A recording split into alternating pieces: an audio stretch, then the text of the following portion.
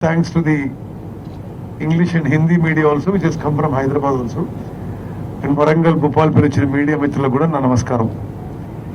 ఈరోజు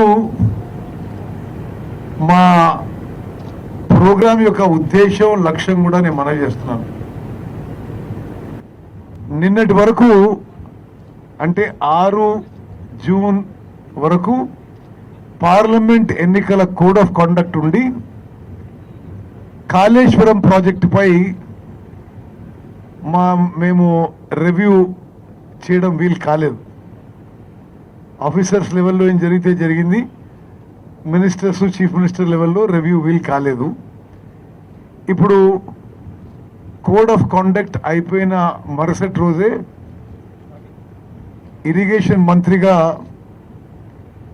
ఈ 3 బ్యారేజ్ విషయంలో వాస్తవ పరిస్థితి తెలుసుకోవడానికి NDSA interim measures national dam safety authority recommend చేసిన interim measures implementation progress review చేయడానికి నేను రావడం జరిగింది. మీ అందరికీ తెలుసు, కాళేశ్వరం ప్రాజెక్ట్ మీద గత ప్రభుత్వం 94,000 కోట్ల అప్పు తీసుకొచ్చి ఖర్చు పెట్టిన తర్వాత వాళ్ళ గవర్నమెంట్ ఉండగానే 21 అక్టోబర్న మేడిగడ్డ బ్యారేజ్ కొలాప్స్ అయిపోయింది, కుంగిపోయింది. వర్చువలీ మొత్తం కాళేశ్వరం ప్రాజెక్ట్ కూడా సీరియస్గా డ్యామేజ్ అయింది. ఎందుకంటే మూడిట్లో 2 బ్యారేజెస్ సీరియస్ లీక్స్ డెవలప్ అయినాయి. మేడిగడ్డ బ్యారేజ్ స్ట్రక్చరే కొంత భూమిలో కుంగిపోయింది. మరి ఏ విధంగా ఇది తెలంగాణ ప్రజానీకానికి నష్టమో మీ అందరూ ఆలోచన చేయండి. ఆ 94,000 కోట్ల రూపాయలపై వడ్డీ కడుతున్నాం మనందరం. ప్రాజెక్ట్ ఏమో నిరుపయోగంగా ఉండిపోయింది. సరే, ఎనీవే 21 అక్టోబరు ఈ మేడిగడ్డ బ్యారేజ్ కుంగిపోయింది. డిసెంబర్ 7వ తారీఖున మా ప్రభుత్వం వచ్చింది. మా ప్రభుత్వం వచ్చినాక వారం 10 రోజుల్లో మేము అన్ని అంశాలు పరిశీలించి భారతదేశంలో డ్యామ్స్ అండ్ బ్యారేజెస్ విషయంలో అత్యున్నతమైన సంస్థ, అత్యున్నత నైపుణ్యం ఉన్న సంస్థ, పార్లమెంట్లో చట్టం ద్వారా ఏర్పడ్డ సంస్థ నేషనల్ డ్యామ్ సేఫ్టీ అథారిటీ.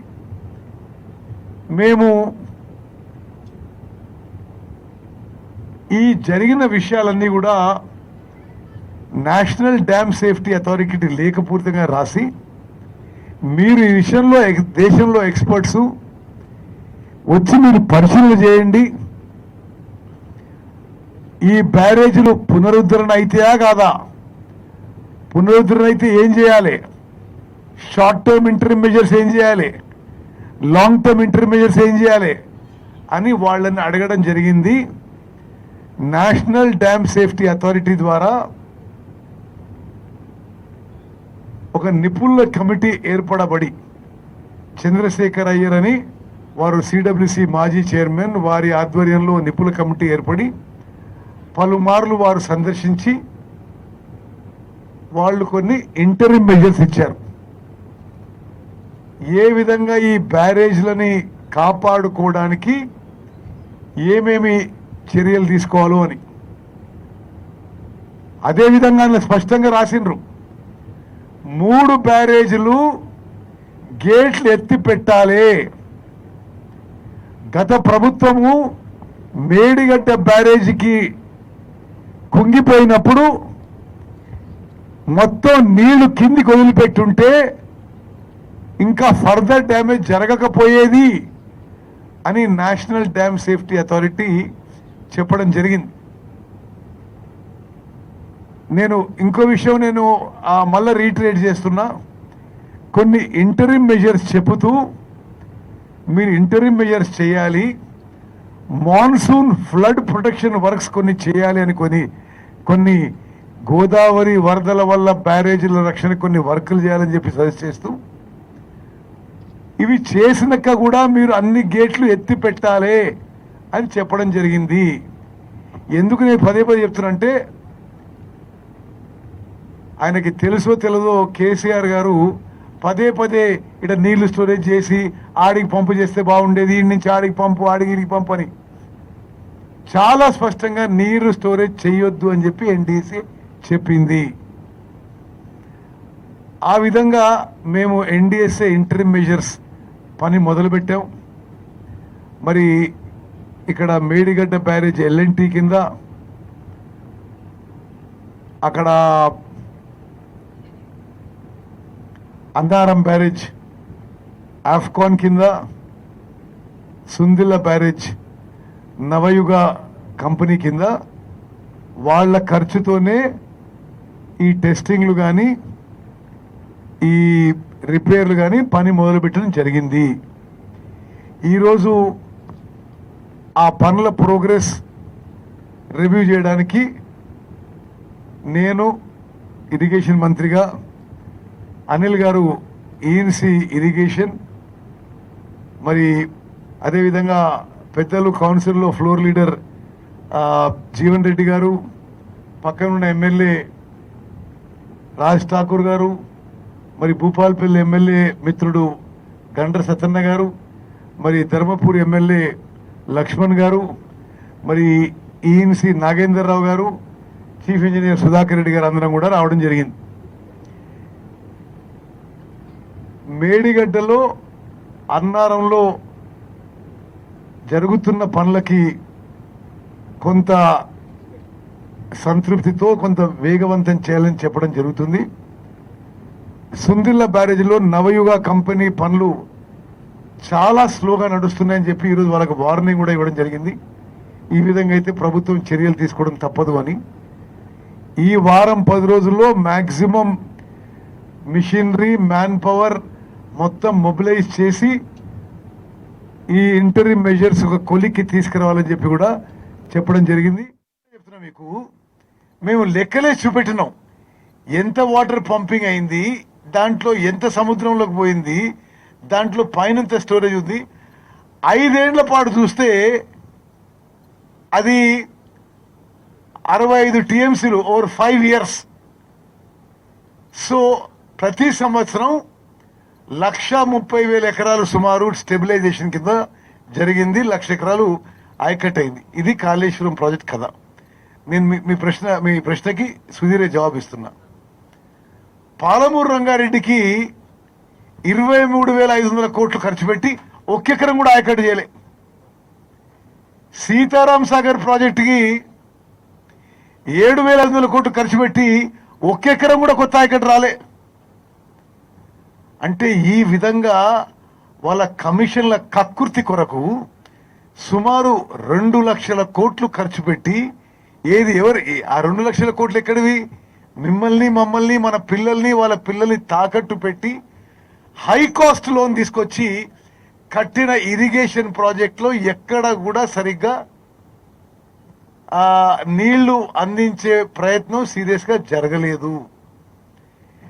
మీరు అడిగిన ప్రశ్న, ఈ రోజు కూడా జీవన్ రెడ్డి గారు లాంటి అనుభవజ్ఞులు, మరి ఇరిగేషన్ మినిస్టర్ నాకున్న పరిజ్ఞానం, ఇక్కడున్న ఎమ్మెల్యేలు మీ అందరూ నమ్మేది ఏంటంటే, గత కాంగ్రెస్ ప్రభుత్వంలో తుమ్మడి ఎట్టి దగ్గర ప్రారంభించిన 38,000 కోట్లకి 16 లక్షల కొత్త ఎకరాల కొత్త ఆయకట్టుకి ఆ ప్రాజెక్టు కట్టి ఉండే. ఇంతకంటే సగం కంటే తక్కువ ఖర్చులో ప్రాజెక్టు పూర్తయి గ్రావిటీతో నీళ్ళు వచ్చి ఒక 16 లక్షల ఎకరాలకు నీళ్ళు వచ్చేవి. ఒక్కసారి ఆలోచన చేయండి. Look at the difference in figures. ఆ ప్రాజెక్టుకి పర్ ఇయర్ ఎలక్ట్రిసిటీ బిల్లు 1000 కోట్ల రూపాయలు అయితే, కాళేశ్వరంకి కేవలం ఎలక్ట్రిసిటీ బిల్లే 10,000 కోట్ల రూపాయలు అవుతుంది. పంపులను నడిపించినప్పుడు 10 times project cost, 10 times electricity bill.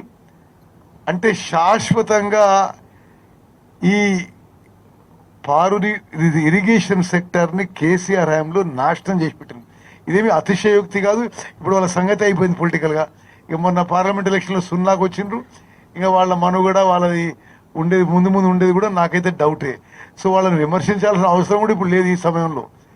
కానీ ఈ 6 నెలల ఇరిగేషన్ మంత్రిగా నేను ఎక్కువ ఎగ్జాక్ట్లీ 6 నెలలకి ఈరోజు 7th జూన్ 6th మంత్ ఇది. అసలు ఒక ప్రభుత్వము ఒక ముఖ్యమంత్రి ఇన్ని లక్షల కోట్లు ఖర్చు పెట్టి ఈ విధంగా నాశనం చేయగలుగుతారా అని ఆశ్చర్యపరిచే విధంగా ఉంది వాళ్ళ ఇరిగేషన్ శాఖలో పనితీరు. మేము రాబోయే 4.5 ఏళ్లలో శాసనసభలో మా పాలసీ ప్రకటించినాం. తక్కువ ఖర్చుతో ఎక్కువ ఆయకట్టు వచ్చే ప్రాజెక్ట్స్ ప్రయారిటీ ఇచ్చి వాళ్ళలాగా లక్షల కోట్లు కమిషన్ల కోసం తీసుకునే విధంగా ఉండదు. ఏ ప్రాజెక్ట్ అయితే పూర్తి చేయడానికి దగ్గరుందో తక్కువ ఖర్చుతో ఎక్కువ ఆయకట్టు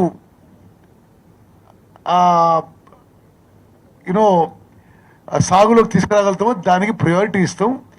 ఈ ఆర్థిక సంవత్సరంలో కొత్తగా 7 లక్షల ఎకరాలు ఆయకట్టు కొత్త ఆయకట్టు తీసుకోవడానికి ప్రాజెక్టులు చేపట్టడం జరిగింది. సరే, ఈ 10 ఏళ్లలో ఏ ఒక్క రాష్ట్ర ప్రాజెక్టుకి జాతీయ హోదా రాలేదు. మీ హయాంలో ఆ విషయం చెప్పాలి. కాళేశ్వరం ప్రాజెక్టు విషయంలో గత ప్రభుత్వాలు ఇక్కడ అక్కడ అబద్ధాలు చెప్పినాయి. నేను పార్లమెంట్ సభ్యునిగా పార్లమెంట్లో ప్రశ్న వేసిన, కాళేశ్వరం ప్రాజెక్టుకి జాతీయ హోదా రాష్ట్ర ప్రభుత్వం అడిగిందట, దాని స్టేటస్ ఏంది అని.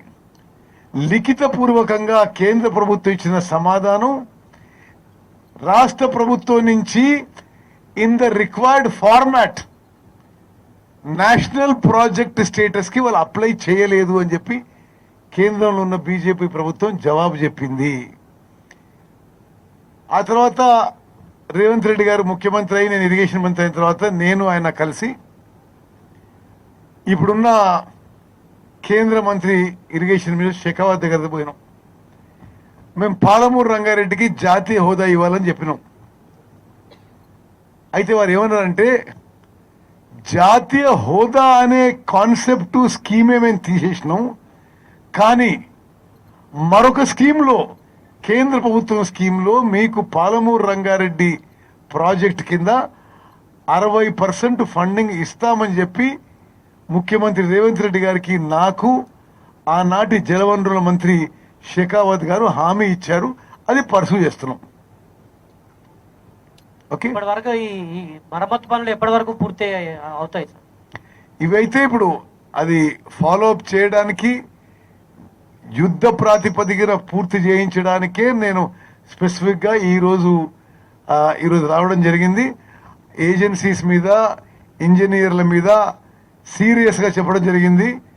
మరి ఇది ఎంత ఫాస్ట్ చేస్తే అది చేయాలని చెప్పాను. Balu, anything you want to speak?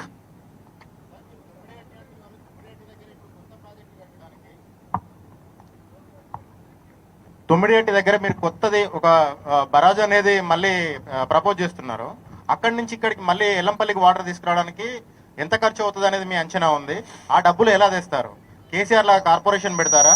రాష్ట్ర ఆర్థిక పరిస్థితి నేపథ్యంలో సాధ్యమేనా? చూడండి బ్రదర్, తుమ్మడిహట్టి నుంచి ఎల్లంపల్లి వరకు గతంలోనే డిజైన్ అయిన ప్రాజెక్ట్ ఉంది, మీ అందరికీ తెలుసు అది. ఓకే, అది రాష్ట్ర ప్రయోజనాల దృష్ట్యా అది కట్టాలని మేము నిర్ణయం తీసుకున్నాం. మా మేనిఫెస్టోలో ఉంది. ముఖ్యమంత్రి గారు నేను అనేక సందర్భాల్లో ప్రకటించినాం. తప్పనిసరిగా దానికి ఏ విధంగా వనరులు తీసుకొస్తామో తీసుకొచ్చి కడతామని చెప్పి మాత్రం నేను హామీ ఇస్తున్నాను మీకు. నరసింహారెడ్డి గారు ఏమైనా మాట్లాడతారా? మోయినుద్దీన్ గారు ముందుకు వచ్చి మైక్ తీసుకోండి. అమ్మ మైక్ ఇవ్వండి వారికి. వారు చాలా హైదరాబాద్ నుంచి వచ్చిండ్రు ఈ ప్రెస్ మీట్ కోసం, అందుకోసమే వాళ్ళకి క్వశ్చన్స్లో ప్రియారిటీ ఇస్తున్నాం. ఆ మైక్ ఇవ్వండి అమ్మా మొయినుద్దీన్ గారికి. ఎక్కడుంది మైకు? లేదా? మంత్రి గారు 17 బాహుబలి మోటార్ రిపేర్ అయిందని చెప్పారు ఇప్పుడే. అక్కడికి మీడియాను అనుమతించకపోవడం గతంలో కేసీఆర్ ప్రభుత్వం లాగానే ఇప్పుడు కూడా ఉంది అక్కడనే. ఆ ఆంక్షలను చూస్తుంటే నిజంగా రిపేర్లు అయినా కాదని అనుమానం వస్తుంది. ఒకటి. రెండవది కాళేశ్వరం ఈఎన్సీని మేము వేటు వేసామని మీరు చెప్తున్నారు. నాగేంద్రరావు ఈఎన్సీ మీద కూడా చాలా ఆరోపణలు. ఆయనే పదవిని 6 నెలలు ఎక్స్టెండ్ చేయడం విషయంలో కూడా చాలా ఆరోపణలు. ఈ విధంగా మీరు ఒక సర్వింగ్ ఏజెన్సీ మీద మీరు ఆరోపణలు చేయడం కరెక్ట్ కాదు. మీరు ఎవరైతే ఆ ప్రాజెక్ట్ ఇన్వాల్వ్ మేము టర్మినేట్ చేసినాము, ఇతరుల మీద మాకు ఏమన్నా అలిగేషన్స్ ప్రూవ్ అని ఉంటే మేము యాక్షన్ తీసుకుంటాము. ఇది కరెక్ట్ కాదు బాబు. బాహుబలి మోటార్ల విషయంలో తప్పనిసరిగా పారదర్శకంగా ముందుకు పోతాము. మీరు ఎప్పుడైనా నన్ను అడిగినాడే మేడిగడ్డ బ్యారేజ్ దగ్గర రానిచ్చిర్రా పోయిన గవర్నమెంట్ లో? ఇప్పుడు యథేచ్ఛగా ఫ్రీగా పోతున్నారు కదా. ఇది పారదర్శకమైన ప్రభుత్వం, కాంగ్రెస్ ప్రభుత్వం. తప్పనిసరిగా ఏ విధంగా అయితే మీరు మేడిగడ్డ బ్యారేజ్ మీద ఫ్రీగా పోయి వస్తుండ్రో ఈ రోజు కూడా పోదాం. ఆ మోటార్ల విషయంలో కూడా there will be no restrictions other than technical issues. They will be no other restrictions. Sir Uttam Kumar Reddy గారు, మోయినుద్దీన్ పోలే సార్. ప్రాణహిత డిపిఆర్ ను మనం ఎప్పటిలోగా సబ్మిట్ చేయబోతున్నాం సార్? సరే మోయినుద్దీన్ గారు, తుమ్మడిహట్టి ప్రాజెక్టు మీద, ప్రాణహిత చేవెళ్ల ప్రాజెక్టు మీద మా ప్రభుత్వం కమిటెడ్ గా ఉంది. ఇన్ ప్రిన్సిపల్ శాసనసభలో కూడా ప్రకటించాము. అది తప్పనిసరిగా మీకు తెలుసు. మేము ఎన్నిక కాగానే మళ్ళా 2 నెలలకి కోడ్ వచ్చింది, మళ్ళా 2-3 నెలలు ఏం చేయలేకపోయినాం. ఇప్పుడు మళ్ళీ ఫుల్ ఫ్లెజ్లా వర్క్ మొదలు పెడతాం. తప్పనిసరిగా దాన్ని ఫాస్ట్ ట్రాక్లో టేకప్ చేస్తాం. ఇక మీరు ఓకే అంటే సైట్కి పోయేదాం, లేకపోతే చీకటి పడుతుంది. Thank you very much. ఇక్కడ ఇప్పుడు ఎస్పీ గారు మీడియాని మేడిగడ్డ మీదకి ఫ్రీగా అలౌ చేయండి. ఓకే, ఆంక్షలు ఉండవు. బట్ ఓన్లీ థింగ్ ఈస్ మీరు పోలీస్ పర్మిషన్ తీసుకొని చేయండి. ఎందుకంటే ఆడ మార్కులు జరుగుతుంది.